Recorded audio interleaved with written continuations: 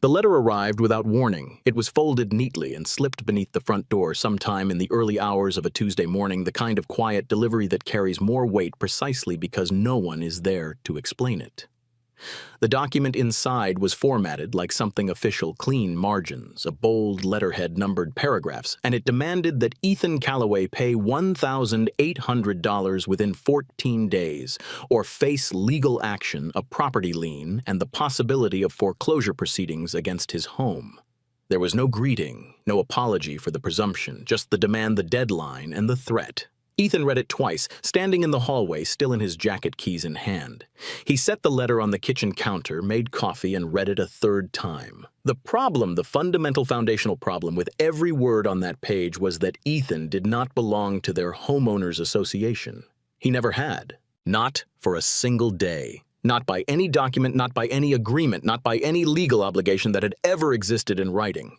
And he could prove it. He had not stumbled into that position carelessly. Before signing anything, before wiring a single dollar toward closing costs, Ethan had paid thousands of dollars specifically to verify every document, every deed record, every restrictive covenant, and every easement attached to the property. He had done this because he had seen what an HOA could do to someone who wasn't paying attention.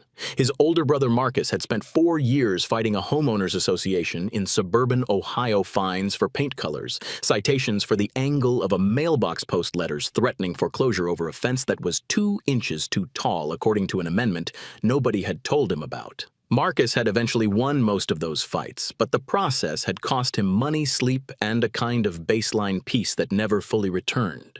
Ethan had watched all of it from a distance and made himself a single quiet promise: if he ever bought a house, it would not be under the thumb of an organization that could fine him for the color of his curtains. The answer, when he finally checked his property, was crystal clear. His lot. 62 of the Silver Oak Heights subdivision was not part of the HOA. The HOA governed lots 1 through 61 and a separate parcel that had been developed on the far side of the community green. Lot 62 had been carved out of an adjacent parcel during a boundary adjustment in the late 1990s and had never been incorporated into the HOA's governing documents. They made one mistake. His lawyer loved these fights. Ethan had spent nearly 2 years looking for the right house. He had a precise set of requirements, nothing dramatic, nothing unreasonable, but specific enough that most properties failed within the first 5 minutes of a walkthrough. He wanted a single-family home on a lot large enough for a real yard, not a strip of grass between 2 fences. He wanted a garage with actual workspace, not just a box for parking. He wanted reasonable neighbors and reasonable noise and a reasonable commute to the architecture firm in the city where he had been working for 6 years. What he did not want under any circumstances was a mandatory homeowners association with the power to dictate how he maintained his own property. That last requirement narrowed the search considerably. Most of the newer subdivisions in the region came pre-packaged with HOA membership baked into the deed. Some agents looked at him blankly when he raised the issue, as though the concept of buying a home without HOA involvement was mildly eccentric. One agent had actually laughed and said most people consider the HOA a feature, not a bug.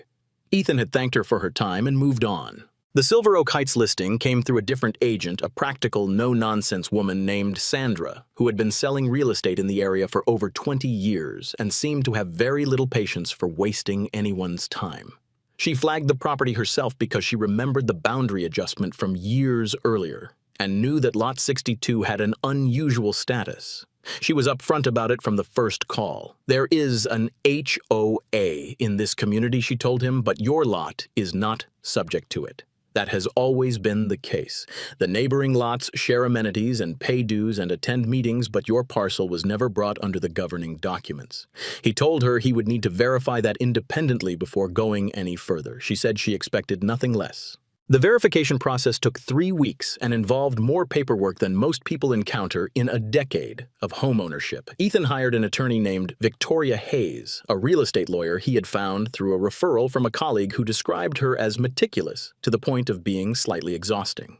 Victoria pulled the original plat maps, the boundary adjustment filings, the HOA's declaration of covenants and restrictions, the recorded deeds going back 4 ownership transfers, and the county assessor's records for every lot in the subdivision. She cross-referenced the HOA's membership roster against the legal descriptions of each parcel. She requested and reviewed the minutes from 3 HOA board meetings in which Lot 62 had apparently come up in discussion not as a member property, but as a neighboring parcel with a distinct ownership history. When she was done, she delivered her findings in a written memorandum that ran to 11 pages. The conclusion was stated plainly in the first paragraph.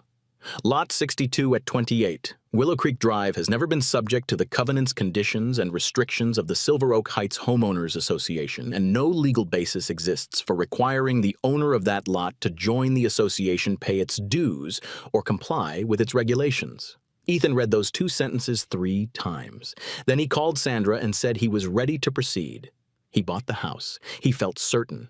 He had no reason to feel anything else. Moving day was unremarkable in the best possible sense. The truck arrived on time, the weather cooperated, and by early evening, Ethan had most of his furniture arranged and was eating takeout on a box in what would eventually become his living room. The neighborhood was quiet, the kind of quiet that feels earned rather than merely absent. He introduced himself to the couple next door, a retired schoolteacher named Diane and her husband, who had lived on Willow Creek Drive for over a decade. They seemed pleasant, easy, and entirely uninterested in his business, which Ethan appreciated deeply. For the first week, he worked on unpacking, mapped out the changes he wanted to make to the yard, and generally felt the specific satisfaction of someone who has done something correctly and knows it. The satisfaction lasted exactly 9 days. On the 10th day after moving in, a woman appeared at Ethan's front door in the middle of a Saturday afternoon. She was somewhere in her mid-50s, dressed in a way that suggested careful attention to the impression she made wearing a lanyard with a laminated card attached to it that he couldn't quite read from the doorway. She introduced herself as Melissa Grant, Director of Community Compliance for the Silver Oak Heights Homeowners Association. Her smile was broad and immediate and carried the particular warmth of someone who has decided in advance that the interaction will go her way. She said she was so glad to finally meet him and that the neighborhood was excited to welcome a new resident. She said it in the way that people say things they do not mean smoothly and without variation, as though the words had been rehearsed to a point past feeling. Ethan thanked her politely and waited. Melissa explained that she was there to walk him through the process of joining the association. She used the word process in a way that implied formality and inevitability, as though the conversation was merely the administrative step that followed an already made decision.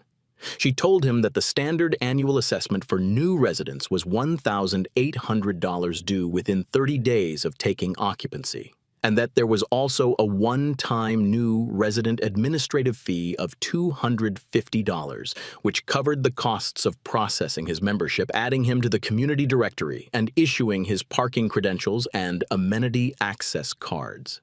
She said all of this quickly, pleasantly, and without pausing long enough for him to respond. She spoke with the practiced fluency of someone who had delivered the same speech many times and had yet to encounter a door that didn't open. Then she held out a folder that contained what appeared to be a pre-printed welcome packet and a payment instruction sheet. Ethan did not take the folder.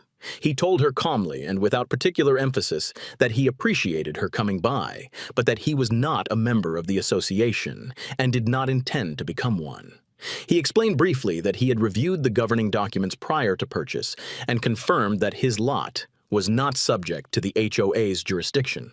He said it without hostility, the way a person explains a simple factual matter to someone who has gotten the wrong address. Something shifted in Melissa Grant's face. It was subtle, the smile didn't disappear, but it changed quality.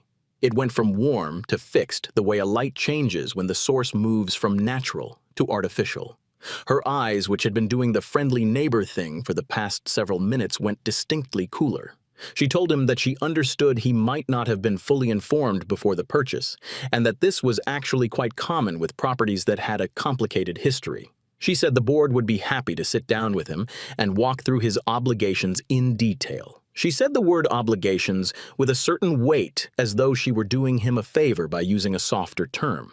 She added that it would be much better for everyone if they resolved this informally without involving outside parties, as though the involvement of outside parties was already a mildly threatening possibility. Ethan repeated politely that his position was that he had no obligations to the association. He thanked her again for stopping by. Melissa picked up this folder she had offered, tucked it under her arm, and gave him one final look before turning toward the sidewalk. The look was not angry. It was something more considered than anger, the expression of a person recalibrating rather than reacting. Over her shoulder, without breaking stride, she said, "You'll understand how things work around here soon enough." He closed the door. He stood in the hallway for a moment thinking about that sentence.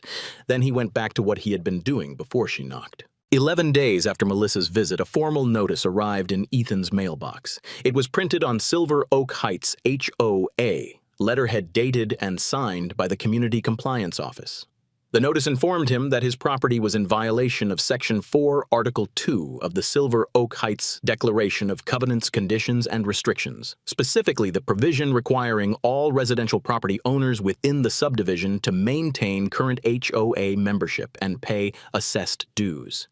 It stated that Ethan was in arrears in the amount of $150, representing an initial non-compliance penalty assessed under the board's enforcement authority. It noted that this amount would increase by $50 per week until the underlying violation, his failure to register and pay, was resolved. The notice was signed by Melissa Grant, whose title was printed at the bottom, Director of Community Compliance. The official formatting was thorough. The choice of language was careful. It was designed to look, feel, and read like something that could not be ignored. Ethan photographed the document with his phone and forwarded it to Victoria Hayes within the hour. Victoria called him back that same afternoon. Her tone was the legal equivalent of someone cracking their knuckles. She told him that Section 4, Article 2 of the HOA's declaration explicitly applied only to lots within the defined association territory, which was delineated in Exhibit A attached to the original declaration. She had that exhibit. Lot 62 did not appear anywhere on it. The section Melissa Grant had cited was entirely inapplicable to his property. Victoria said she would prepare a written response and send it to the association's address on record. She also told Ethan to keep every single piece of paper they sent him from this point forward in the original envelope if possible. He told her he already had a folder. She said, "Good." The response Victoria sent was measured but precise.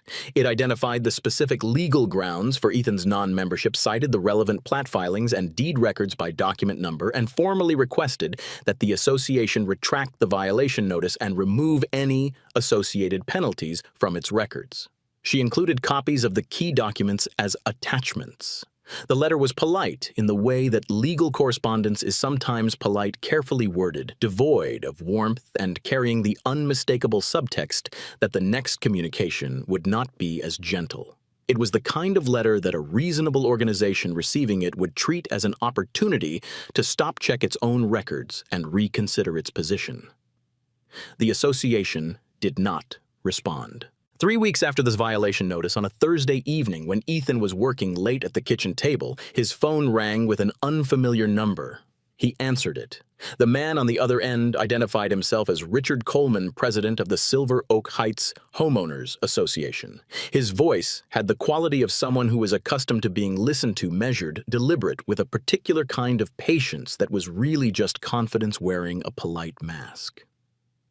He told Ethan that he was calling as a courtesy because he believed in trying to resolve community matters directly before things became more complicated. He said the word courtesy the way people do when they mean the opposite. Richard explained in the tone of someone laying out facts for a person who has not yet grasped the situation that Ethan's fees were continuing to accumulate. He said the outstanding balance was now approaching $400 and climbing. He explained that under the HOA's governing documents, unpaid assessments could be reported to the county as a lien against the property, which would affect Ethan's credit, complicate any future sale or refinancing, and remain attached to the deed until the full balance was paid. He said the board had the authority to escalate the matter to their association's attorney if the non-compliance continued, at which point Ethan would also be responsible for the HOA's legal fees. He mentioned carefully that in extreme cases of prolonged non-compliance, liens could eventually lead to foreclosure proceedings. He let each of those words settle before moving to the next one. Lien, credit, attorney fees, foreclosure.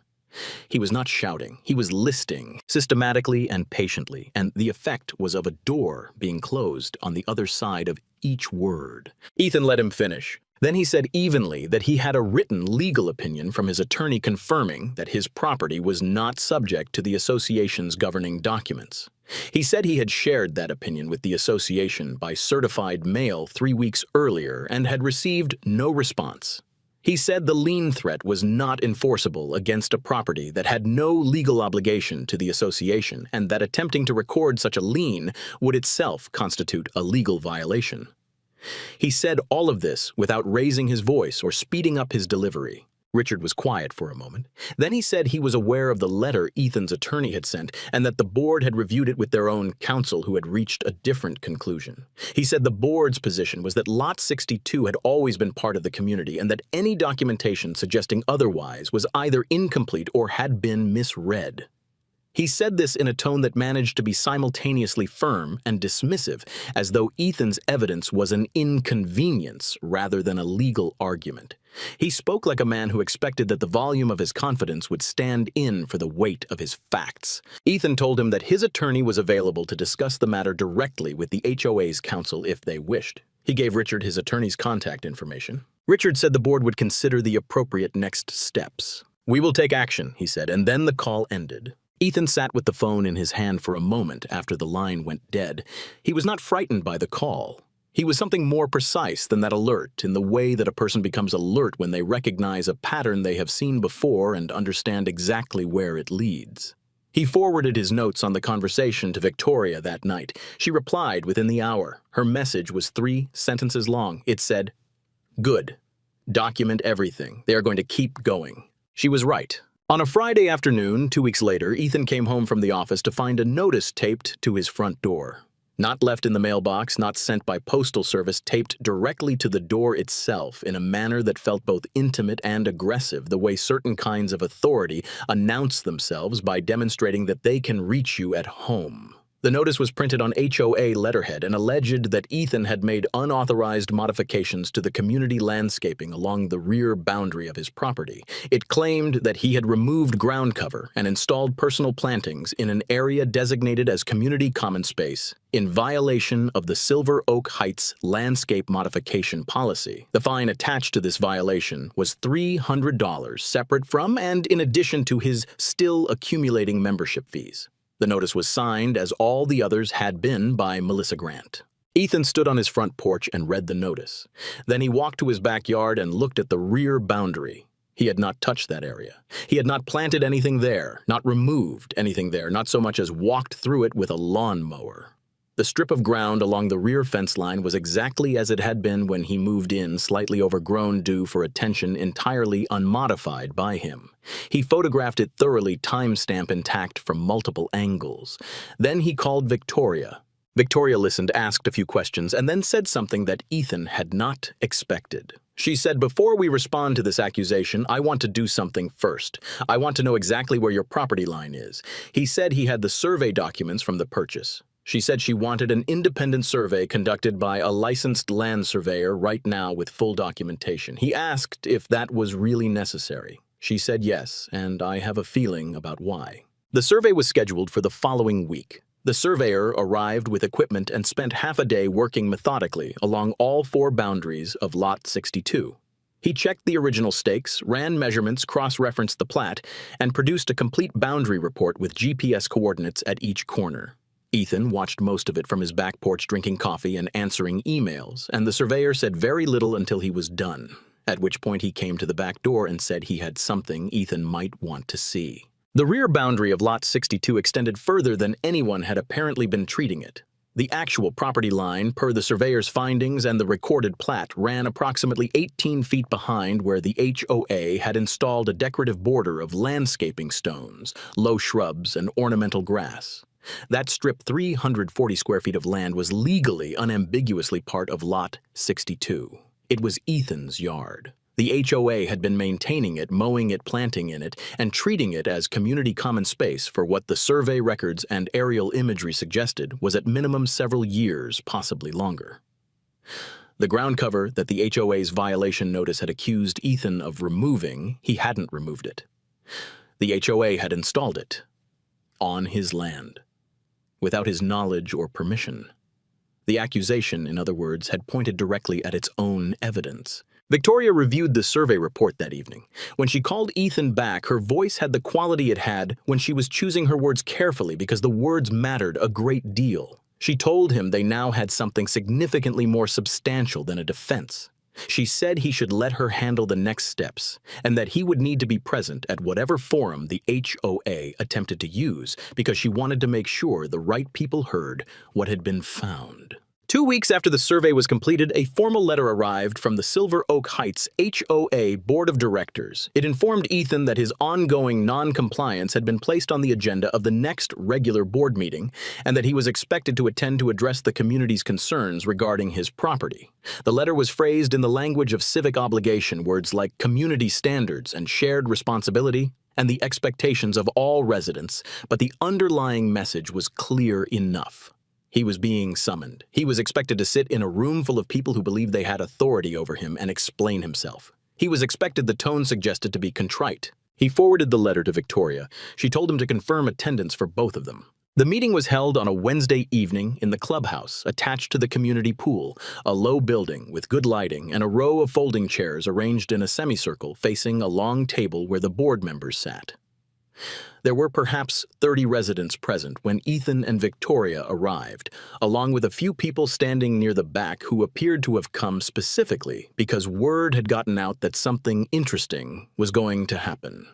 Melissa Grant was already seated at the board table when they walked in, her expression carefully composed, but her eyes tracking their entrance with an attention that betrayed some anxiety. Richard Coleman sat at the center of the table, flanked by 3 other board members whose names Ethan did not yet know.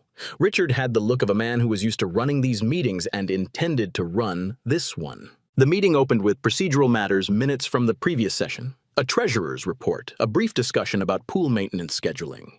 Ethan's name appeared near the bottom of the printed agenda as a compliance matter listed simply as Lot 62 dues, non-compliance, and landscape violation. He sat beside Victoria in the front row of chairs. She had a leather portfolio on her lap and had said almost nothing since they arrived. She was watching. When Richard finally called the item, he introduced it with a summary of the HOA's position, that Ethan had refused membership and payment despite repeated notices that his property was subject to the association's governing documents, and that the board was prepared to take formal enforcement action if the matter was not resolved that evening. He spoke in the measured tones of someone who had prepared what he was going to say and was confident it would land with the weight he intended.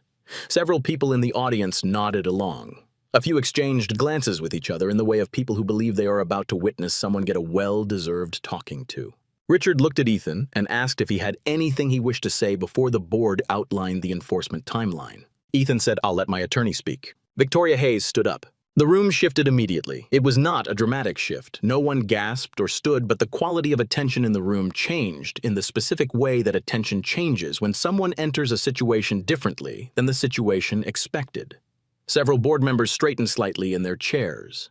Richard's expression became more careful. Victoria introduced herself by name and professional title. She said she was there on behalf of the owner of Lot 62 at 28 Willow Creek Drive, and that she wished to place certain matters into the record before the board proceeded any further. She opened her portfolio and removed a set of documents, each labeled and organized with numbered tabs, and she placed a copy of the full set on the table in front of Richard Coleman before she began speaking. She started with the property history. She walked the room through the origin of Lot 62, the boundary adjustment in the late 1990s, the plat filing that created the lot, the recorded deed description that had been consistent through every subsequent ownership transfer.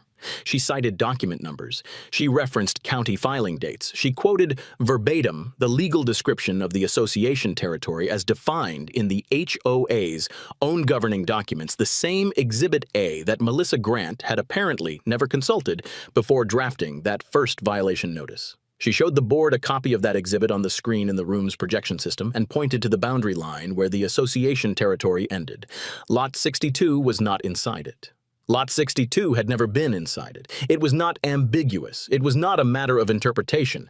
It was a matter of a line drawn on a map, and that line was clear. She presented Victoria's 11-page memorandum, summarized its key findings, and submitted it formally to the board's secretary as a document to be incorporated into the meeting record. She noted that this memorandum had been transmitted to the association by certified mail 6 weeks earlier and had never received a substantive written response, a fact she described in a tone of mild but unmistakable disapproval. The kind a professional uses when indicating that another professional has failed to meet a basic standard. Then she moved to the survey. She described the licensed land survey that had been conducted 2 weeks prior. She described its methodology, its credentials, and its findings.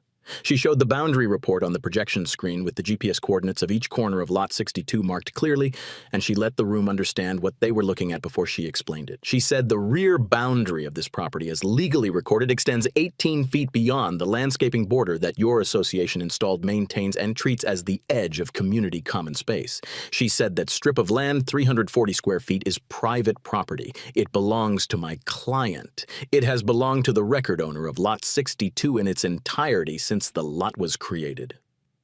She said your association has been using, modifying, and maintaining that land without permission, without authorization, and without legal right for multiple years. The room, which had been nodding along with Richard's framing 20 minutes earlier, was now quiet in a different way. Not the comfortable quiet of agreement, but the uncomfortable quiet of people who are recalculating something they had assumed was settled. People in the audience were looking at the projection screen, then at each other, then back at the screen. A few were reading their copies of the documents Victoria had distributed. The nodding had stopped. Melissa Grant had gone very still at the board table. She was looking at the screen and then at the survey report in the packet in front of her, and then at the screen again. Her hands were flat on the table. The expression that had been carefully composed when the evening began had changed into something that was working harder to remain composed and not quite succeeding. Richard Coleman had not spoken since Victoria stood up. He was reading the documents she had placed in front of him. His jaw was set in the way of a person who is encountering a gap between what he believed to be true and what he is now being shown, and who has not yet finished deciding how to respond. Victoria let the silence hold for a moment. Then she said she had one more item to address before she outlined her client's position going forward. She said that in reviewing the association's own records, which were a matter of public filing, she had noted that the violation notices sent to her client, the fine assessments, the accumulating fee calculations, and the demand letter had all been generated and signed by Melissa Grant in her capacity as Director of Community Compliance. She noted that this title appeared on no recorded HOA document she had been able to locate, not in the bylaws, not in the board minutes, not in any amendment to the governing structure. She asked in the same measured, professional tone she had used throughout whether the board could clarify the official basis for that title and the authority it purported to convey. No one answered immediately. One of the other board members looked sideways at Melissa. Melissa was looking at the table. Victoria gathered her documents with the calm efficiency of someone who had said what needed to be said and was now moving into the next phase. She addressed the board directly, clearly, and without drama. She told them that on behalf of her client she was presenting the following demand: all assessed fines and fees related to Lot 62 were to be canceled in their entirety, with written confirmation delivered within 10 business days. All violation notices were to be formally retracted. All HOA correspondence directed to her client was to cease immediately. The association was to acknowledge in writing that Lot 62 was not subject to its jurisdiction, and the association was required to formally address the encroachment on her client's property, the 340 square feet of land being used without authorization, either through a properly negotiated easement agreement or by ceasing and restoring the affected area at the association's cost. She said if the board fails to comply with any of these requirements within the stated timeframe, my client will pursue formal legal action.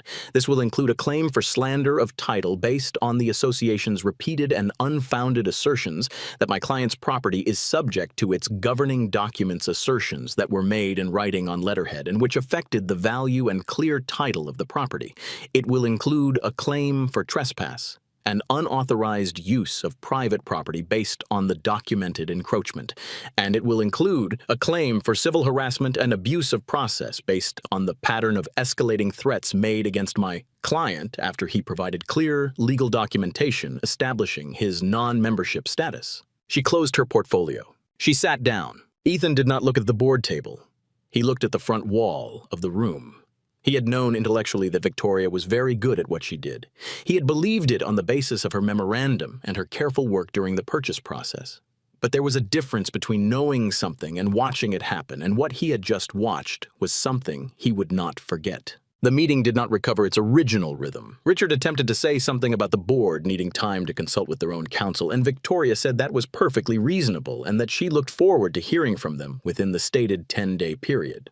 Two of the other board members asked no further questions and appeared to be studying their printed copies of the survey report with an intensity that suggested they were trying to understand how they had arrived in this room on this evening. Melissa Grant said nothing at all for the remainder of the meeting. The vote to table the compliance item passed without discussion. The meeting ended shortly after.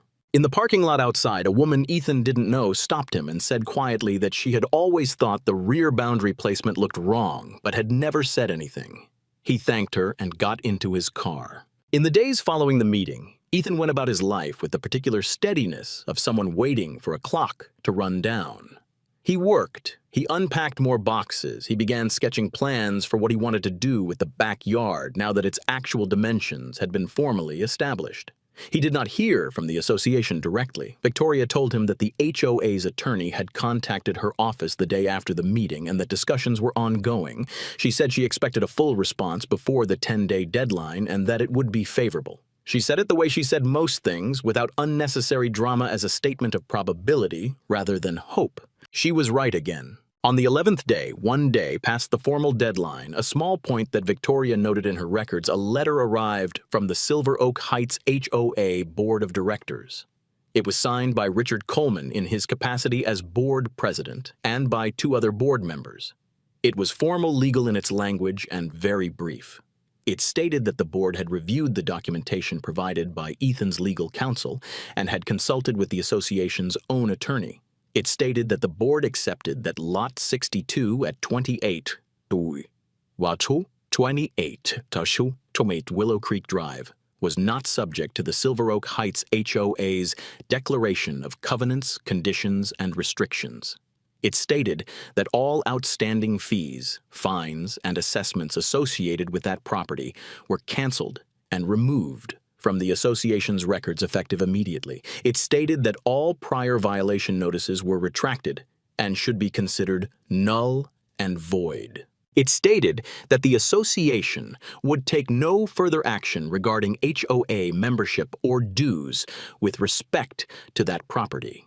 A separate addendum drafted by both parties' attorneys acknowledged the boundary survey findings and committed the association to removing its landscaping installations from the disputed strip and restoring the affected ground to its natural condition within 60 days at the association's expense. The letter did not include an apology. Victoria had not demanded one, and Ethan had not expected one. An acknowledgement of error dressed in legal language and signed by the people who had spent months insisting there was no error, that was its own thing. It was not nothing. It was, in its way, the most honest document the association had produced. In the weeks that followed, the name Melissa Grant disappeared from the Silver Oak Heights HOA website. The title, Director of Community Compliance, vanished from every page, every committee listing, and every contact directory.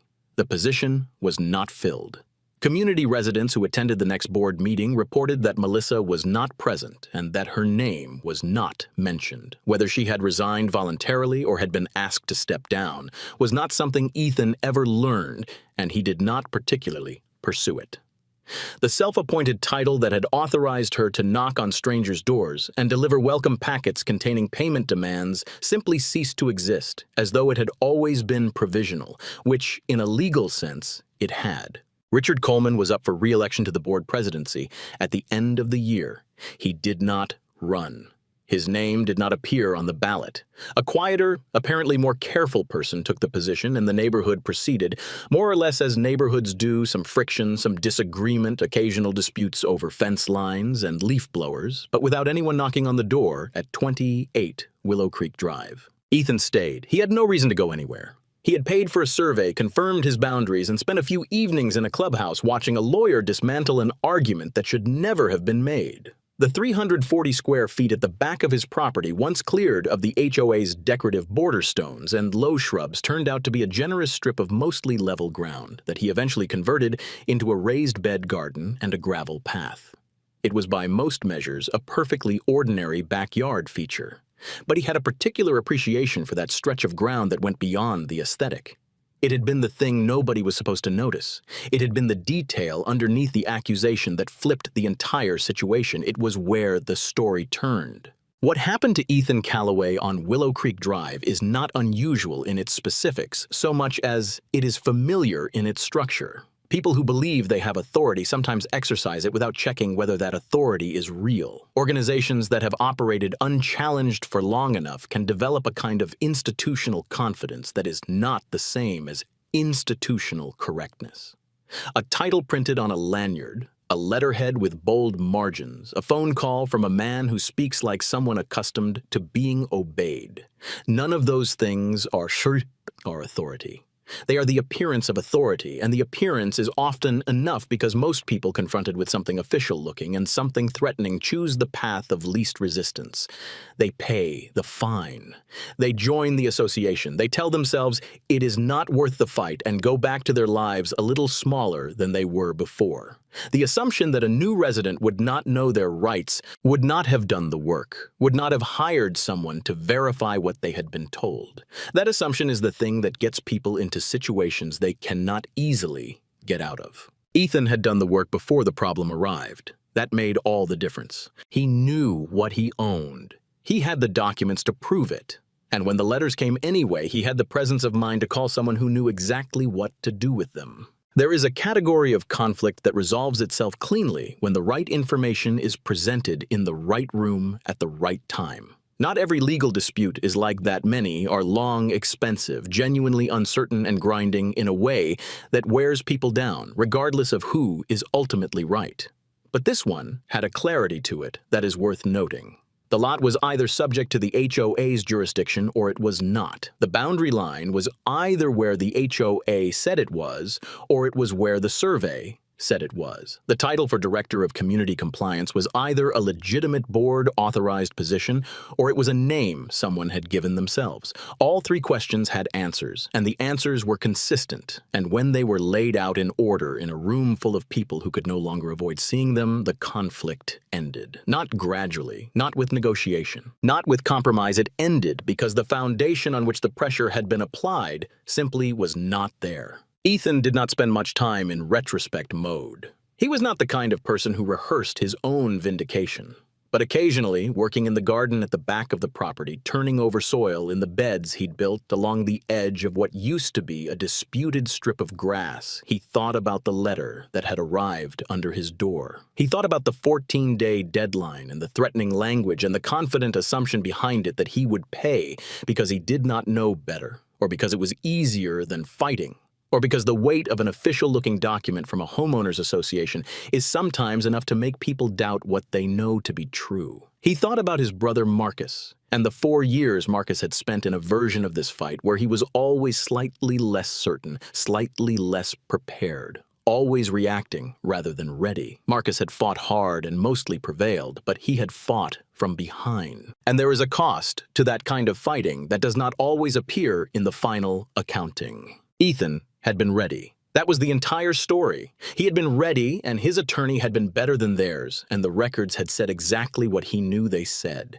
He had paid a real estate lawyer several $1,000s to confirm what a boundary line on a plat map already showed, and that investment had returned something that cannot be easily priced: the ability to stand on your own porch and know, without any doubt, that the ground beneath your feet is yours. 28 Willow Creek Drive remained exactly what it had always been from the day Ethan signed the deed, his house on his land, not subject to anything he had not agreed to, belonging to no association he had not joined, governed by no set of rules he had not accepted. $1,800 demanded within 14 days with a threat of foreclosure behind it. He had paid nothing. He had given up nothing. He had signed no membership forms, attended no mandatory meetings, submitted no applications for approval to paint his front door or plant tomatoes in a raised bed or park a second vehicle in his own driveway. The letter had arrived without warning. He had been ready. That was enough. There is another dimension to this story that deserves attention because it speaks to something beyond any single property dispute.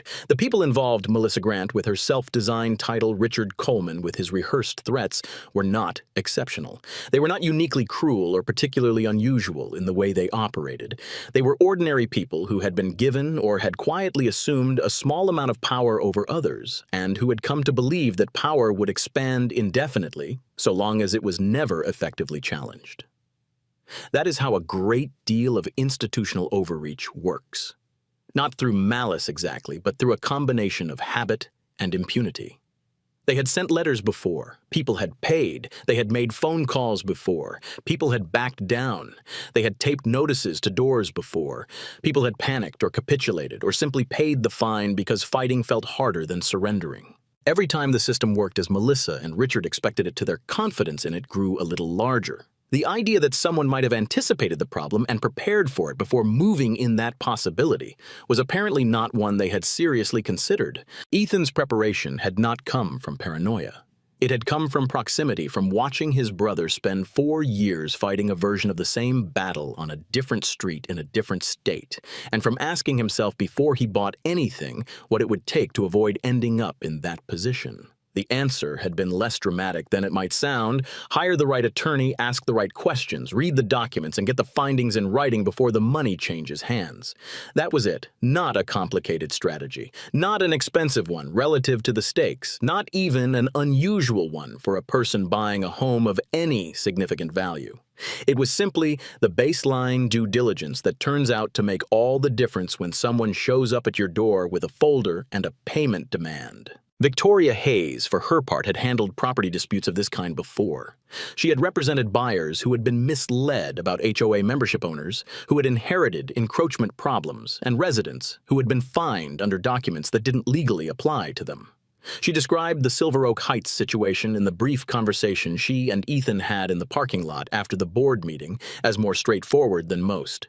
She said the encroachment finding was the unexpected element, the thing that had converted what might have been a protracted paperwork fight into something with a definitive resolution. She said that in her experience, organizations that are confident in their authority tend to be careless about the details they assume no one will check. The boundary had been wrong for years. No one had hired a surveyor. The HOA had planted shrubs and cut grass on land that was not theirs, and had then had the particular misfortune of accusing the land's owner of unauthorized landscaping on that exact strip. It was, as she put it, a remarkable coincidence of errors. Ethan had smiled at that and said it did not feel like a coincidence to him. It felt like the thing Victoria had known to look for. She had told him to get the independent survey. She had said she had a feeling. He asked her in the parking lot that evening what the feeling had been based on. She said when someone invents a violation out of nothing, they usually invent it out of something that is already bothering them. If the landscaping strip was the complaint, the landscaping strip was worth examining.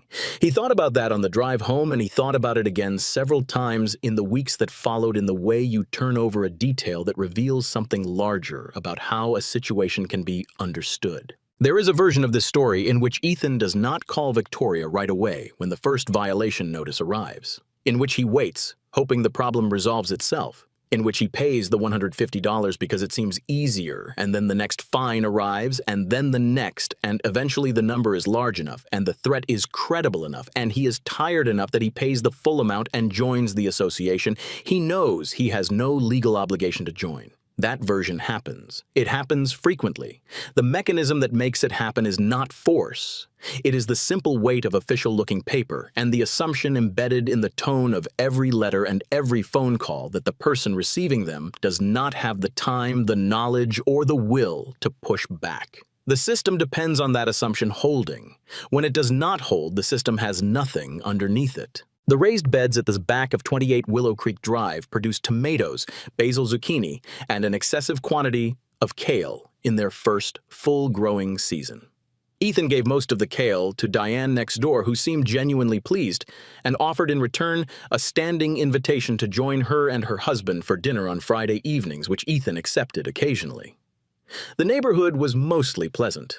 The disputes that existed were the ordinary kind about leaf blowers used too early on weekend mornings, about a dog that had opinions about fences, about whether a particular stretch of sidewalk was the city's responsibility or the adjacent homeowners. These things proceeded at their own slow pace, without letters, without threats, without anyone claiming authority they did not have. Ethan paid his property taxes. He maintained his home. He painted his front door a shade of dark green that he had chosen himself without consulting anyone and which he liked very much. He parked in his own driveway and left his garden hose where it was convenient and did not apply for permission to replace the gutters when the gutters needed replacing. He did all the ordinary things a homeowner does on land that is entirely his own, according to no covenant he had not signed and no rule he had not agreed to. And the experience of that, the particular unexceptional freedom of it, was something he had paid a real estate attorney to secure, and he considered it money extremely well spent. He was never contacted by the Silver Oak Heights Homeowners Association again.